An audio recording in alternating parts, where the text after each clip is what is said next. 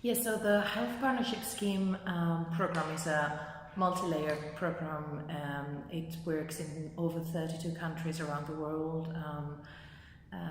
It works in health partnerships, but through very different types of UK organizations and overseas organizations. It has lots of different grant funding rounds with different purposes. So it's basically a complex program, and the evaluation obviously needed to reflect and understand that complexity.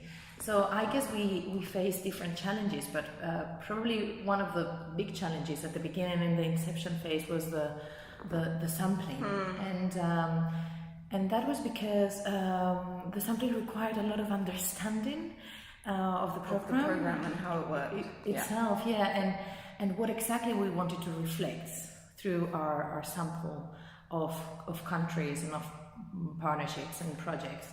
And that required a lot of interaction with the evaluation management team, and it took quite a long time. And I think we learned loads, but one of the things we definitely learned is that we need to draw a line, and we need to understand when enough is enough in terms of good quality and robust sample. Yeah, absolutely.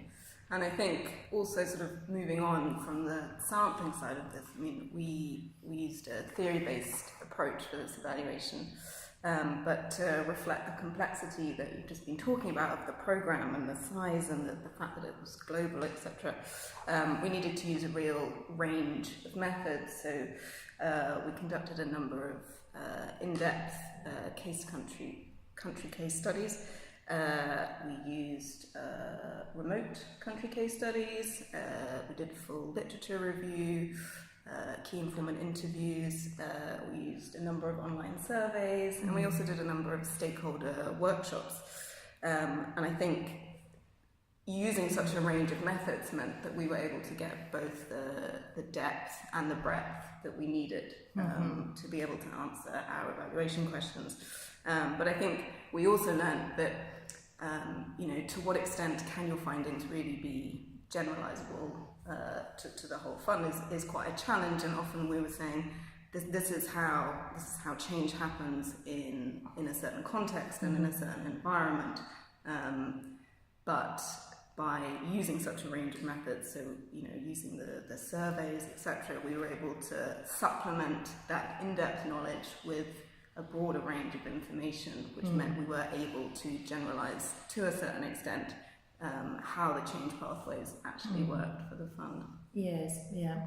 And I think you mentioned also something very important, which were these workshops that we conducted, and I think we've learned lots about them. These were workshops we held both during inception and implementation phases with the evaluation management and wider stakeholders groups.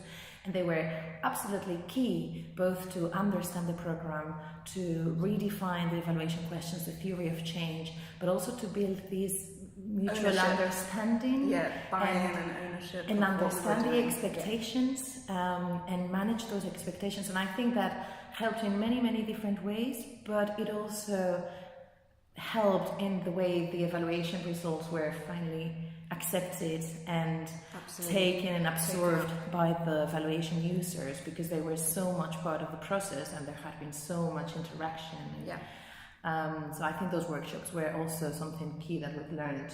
Definitely. So lots of learning, and I think we're reapplying and retesting these methods and approaches and the things that we've learned in all the evaluations that we've done since and moving forwards.